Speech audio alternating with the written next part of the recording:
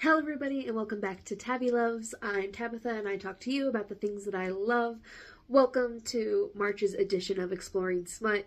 Today we are going to be reading Little Stranger. Now I am nervous about this one. I don't know if I'm actually going to like it. I want to get more into dark romance, and I know this one goes really, really dark. It's this weird adopted step sibling sort of thing, and I don't know how I'm gonna feel about that, to be honest. But why not? Why not give it a try? You know, show is all about trying things. So we're gonna start it, and we're gonna see how this is gonna go. I don't know how much of it I'm actually gonna read today. I'm trying to finish this book, but I still wanted to give it a gander. You know, I was actually this close to not doing an Exploring Smut for this month, but I decided I still want to do it. You know, I can't give up already. Anyway, let's get started.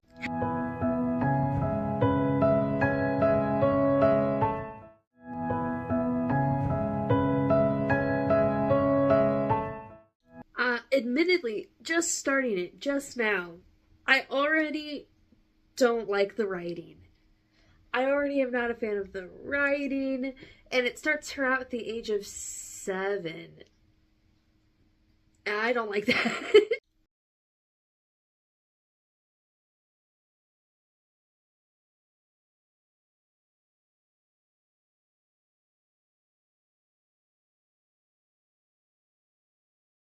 It is a little bit later. I ended up reading over half of this book. And listen, it's definitely not for everybody, okay? It definitely has a little bit of that ick factor, right? But I ended up enjoying it more than I thought I would. Though on its surface, it's pretty basic. It seems like most of the allure is this whole step sibling thing, because it plays into it a lot, right? But they're both adopted from, the family that, adopted them, specifically was adopting children to give them a quote-unquote better life. There's some weird shit going on with this. Why are they making their daughter get married? And, the mom sells her daughter's virginity to one of the men that they were thinking about having her marry? That's weird. That's weird. And it didn't even really dive into that. It was just, kind of offhanded, oh, and this is something else that happened as a way to make the brother jealous? And I was just like, this is really fucked up. It is really fucked up to adopt a child just to use them as a commodity later down the line. And then the first time the two main characters sleep together fully, they do it over their knocked out, dying, adopted dad. I literally don't even know. I don't even know what to say. It's not awful is the worst part. It wasn't it wasn't great, but it wasn't absolutely terrible either. So, you know what? It could be worse. It could be worse. I thought there's gonna be weird stuff going on with the spider, and there's still a chance. But also, admittedly, part 2, I'm kind of bored by part 2. And I'm just kind of like, okay, I get it. I see what this whole deal is. I don't know how much I care about finishing the book, to be honest. We'll have to see. If you suddenly see a wrap-up for this video, you know why. But I'm not feeling it this month. Not feeling it this month. I think I enjoyed some of the other ones better. I should have gone, one of the other options I was thinking was doing Done and Dusted, and maybe I should have gone Done and Dusted, okay? Because I wanted to do this specifically to see more examples in the realm of dark romance, specifically because in my own personal book that I'm writing, I want it to be a darker romance. Not a full-on dark romance like this is, but closer, right? And this story does not scratch that itch because there's no actual, yearning or love there. it just is all very possessive. Not to mention, I complained at the beginning about the age thing. It ended up being okay because the brother they adopted is only a year older than her, so I was like, oh, okay, it's not going to be weird in that way, at least. But him, an 8-year-old, claiming their 7-year-old sister right at the start, a red flag, I would say. Anyway, we'll move on now.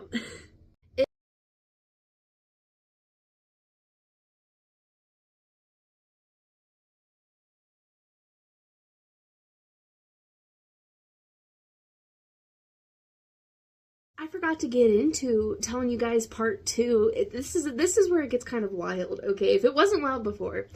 So after the incident I told you about when they first were intimate with each other all the way, he ends up going to jail for attempted murder on their father, and she testified against him. And so this entire part 2 is him stalking her so that he can get his revenge. But he doesn't want to kill her, he just wants to destroy her. Which, you know, I do feel like that's a common theme for some of these darker romance. The stalking, the wanting to own. He is a little bit more of a psychopath than he was in part 1. It definitely implies that he's out here killing people, which is great. That's fun. Yeah. Oh, another big thing I forgot to mention. The brother is mute. He doesn't talk. He only communicates with sign language. But he, I guess, retrained himself to talk while he was in prison so that, I don't know, he could surprise her or something like that. So, and now that's his best cover, that if she doesn't see him, because she has a crush on her neighbor, who is him, but she doesn't know that because all she ever sees is him with the helmet on. And that's what keeps him from being, like, suspected of being her brother, who she is waiting for because she knows that her brother's out of prison, is, oh, he answered her and gave her a fake name. And I will say, though, it is a little romantic that he learned how to talk for her. I don't know. Oh.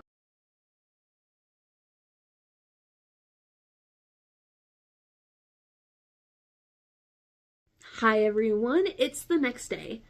I finished the book late yesterday. I did finish it in one sitting, so, you know, obviously it wasn't as bad as I was saying it was at the beginning. And so I really wanted to, like, I took a day to organize my thoughts, because I want to handle this tactfully, right? Because I know this book has a lot of fans, but I also know there's a lot in this book that I think could be, viewed negatively. And obviously, like, I'll put a trigger warning at the beginning of this video because it deals with some heavier topics.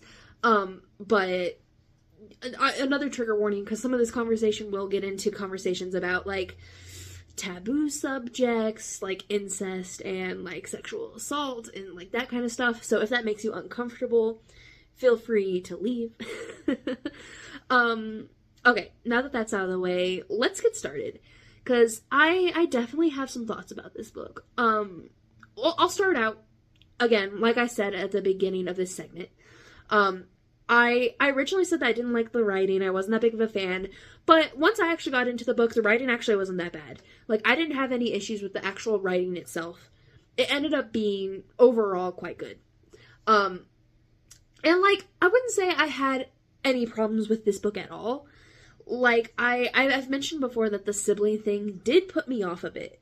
And the way that they really like to play into that a bit, especially near the end, not my cup of tea, but that's exactly why I've decided for this book in particular, I'm not rating it. There was a lot of aspects of this book that I'm not into, right? And it wouldn't be unfair for me to rate the book based off of, like, personal preference over, like, specific aspects of the story that I knew fully well going into it were gonna exist, right? I was interested in reading this story because of the spider, admittedly. the tarantula on the cover, and I heard that the guy had a pet tarantula, and I was intrigued by that. I don't want to talk about it. The spider scene near the end, and I won't get in more graphic into that because we're on YouTube. But it was not as good as I hoped it would be. Oh, anyway, though some of the conversation I did want to bring up about this book, because Exploring Smut, I haven't dug too far into it. Honestly, I think I've been scared to talk about such explicit topics on a public platform. But this is exactly what I am doing this series to do, right? Is discuss the intricacies and the in and outs of human attraction. I don't know. But that does make this book put on a particular level, right? Because I have some theories of what might make a book like this attractive to some people. And yeah, I'm talking about the incest thing, okay? Because it's not true incest, okay? They make that very, very clear throughout the entire book. It's not true incest. Because both of the siblings are adopted. Like, their parents that are living with are not even their real parents. Each individual sibling itself, not individually related. And yeah, like, it does make it a little bit better, but they still really get off on being brother and sisters, so it doesn't solve the problem, right? It just makes it more palatable, I guess. And like, I don't want to say I have read Where It Goes All the Way, because I've read Flowers in the Attic, right? But Flowers in the Attic is going about this subject in a very different light, in a very different perspective than this book is, because it's a different genre, right? I've seen Flowers in the Attic put in the horror genre. I don't know if it's full on horror, but it is a little horrifying, so I'll give it that much. I do think for this book, again, being written, I think, by a woman, particularly for women, I think the draw isn't so much that they're siblings, quote unquote. I think the draw is definitely more in the fact that it's, like, the taboo of it, the forbidden aspects of their relationship. I think that's what pulls a lot of women in. And I think with the main male character in particular, his possessiveness, but also his possessiveness to a level where he, like, literally the first time they meet, he's like, "You're mine, and there's nothing anyone could do about it," which on a whole is a little problematic. And as a whole, if she, like, really, really wanted to have another relationship with someone, would she? That's not really addressed in this, honestly, because all of the relationships she's put into are forced, which I don't know. That's a topic for a little bit later. But I think the fact that the male main character is so enraptured with the female character, and that he even, like, he doesn't sleep with anyone else himself because he only wants her. I could see how that aspect could be particularly appealing to women. Now, that doesn't necessarily excuse a lot of his actions, but I do think going into dark romance, you're not really expecting to get a happy, non-toxic relationship. You know that there is gonna be issues in it. And obviously this gets into spoiler territory, though I always put spoiler warnings at the beginning of this videos, but he does technically, it's really non-con, right? Or dub-con, dubious consent, right? Because he does pretend to be someone else, and does get her to sleep with him pretending to be someone else, and then kidnaps her and is still pretending to be someone else until she figures it out that it's him, and then he's, like, unmasked, and it comes out like, "Oh, actually, yeah, it is me." But she never technically, like, objects to anything happening. It's never like "I don't want this, I want you to stop," or anything like that particularly. Like I said, very dubious, right? And there's this whole thing about how he read that exactly what he's doing was something she wanted done in her journal, but there's the lack of consent there, right?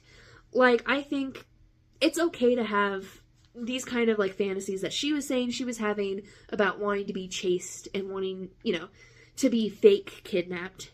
Don't even, I'm sorry. There's nothing wrong with her having those desires. The problem is that there was no consent given either way, right? She didn't go up to him and tell him that these were her desires. She wrote them in a personal journal. And he didn't go and ask permission for them to engage in this kind of relationship and this kind of play. And that is where, like, an important line I want to draw. And again, because it's a novel, I don't want to say necessarily that that should have been done, because it's supposed to be dark, right? It's something outside of what we would normally accept in society. But I just wanted to make it clear that for people that would be interested in those kind of relationship activities, consent, very, very important for all the parties involved. And technically, there should be a safe word involved if, like, for example, the kidnapping thing goes too far. Honestly, there's just this one scene, I won't go into the graphic details of it, but there is something that goes on with chains, in the nether regions and pinching, that actually took me completely out of the moment, because my whole body clenched up in a non-pleasant way. But yeah, those are overall my thoughts on it. And like I said, the poor female character literally never got to really make a choice for herself regarding anybody. Though I guess she technically does choose her brother in the end. Though it doesn't really feel like it was a real choice. Because, like, all of her other options were just awful people. I don't know why her parents were allowed to do these arranged marriages with a kid that they adopted and with another foster child that they were trying to get put in their care. And I won't even get into, like, I'm a little confused on if the mom's paying to sell her daughter's virginity, if that came up during the court hearing with the brother. I guess I'm keeping it vague, so if you haven't read it, that's probably confusing. But, if that information had come up in court, then there's no way they would have been allowed to foster another child, much less, like, adopt another child or anything like that. And it does kind of seem like this foster child that they took in is there for years, so I don't know what's exactly going on with, like, if there was them adopting and it was being called fostered for some reason. But that's not really the point, right? Her other relationship with these men aren't really the point. I think it just makes it easier to be on the main male character side, because she didn't want to marry any of these dudes, so, like, it's then justified in his disgust with these dudes. Though it does imply, like, while she did have interests, like, love interests, after he went to jail or whatever, and then he goes and, like, kills any potential interests, but I don't fully remember I don't know if it's fully said, if those love interests were of her own accord or not, but I won't go into that. Okay, wrapping up, it's safe to say I'm not going to read the sequel to this book. I, again, really didn't need to. It didn't scratch any sort of itch for me. Like, I've kind of mentioned it in the past that I'm kind of into the breeding thing, right? So, that was another thing of this book, is they were very anti-having children. Actually, the main character said that he didn't want to have kids because the idea of anyone else taking up the main female character's attention, even their own child, would make him jealous and act unpredictably, which is fucked up. That's, like, a little bit messed up. Not the most messed up thing he's done in this book, but that's a wild take to have. And so, as someone that likes particular things, it didn't really tick any of my boxes. Though I will say, I am a fan of some chase play, right? And the chase play was more or less the more consensual part of the second half of the book. Not that she specifically consented to it, but he said, like, oh, here's the deal, and she ended up going along with it. But I don't know, we could have a whole conversation about the main female character's agency, and I am not here to analyze the book. I am here to explore smut as a genre. That's not really a genre, but like to explore the variety it has to it, right? And dark romance is part of that variety, and I do not want to shame anyone that likes dark romance. That's why I wanted to include more dark romance in here, because I know there's going to be dark romance out there that I like. I know it's a bit controversial, but I have read and enjoyed Haunting Adeline. So it's not the dubious consent that I necessarily mind, you know? Like, I think I said it before and I'll say it again. It was the brother-sister thing that really just didn't... I just couldn't get into it. And again, that's why I'm not reading the book, because I knew it was a brother-sister thing going into it. It's just a no for me, dog. Anyway, that wraps up this episode of Exploring Smut. I hope you enjoyed. I'm debating if I still want to continue the series, because I just realized technically, I don't know how this would make me look on a professional level for, like, I don't know if I'll ever get sponsors or anything, but I was like, should I be thinking about that? Should I be considering that? Will this affect me getting a job in the future? I don't know. This is supposed to be just for funsies, though. Anyway, if you have any smut recommendations for next month, let me know. I do have a book that I think is going to be next month's pick. But I don't know for sure. I don't know 100%. I'll have to see how spicy it actually is once I read it. And then I'll get back. I won't get back to you guys. You'll find out when I do it as an Exploring Smut video. And the best part is it's a book that, if I do choose this book, it's a book that I'm already planning on buddy reading with my friend Adia, so I will include some of her thoughts too if she gives me permission to include them. So, yeah, anyway, thank you guys for watching. Like, subscribe, all of that fun stuff, and I'll see you in the next video. Love ya. Goodbye.